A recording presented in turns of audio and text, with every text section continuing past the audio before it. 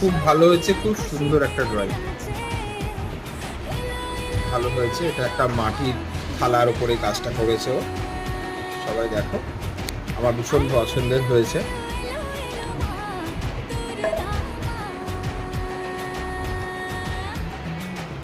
এই ধরনের তোমরা যদি আরো কাজ দেখতে চাও, আমি কিছু লাইভ করব বা ওদেরকে দিয়ে করাবো, দেখতে হবে তোমরা সবাই।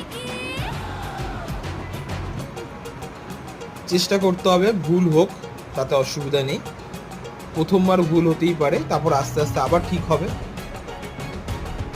একবারে কোনো কাজ কমপ্লিট হয় না, ভুল হতে হতেই ঠিক হবে।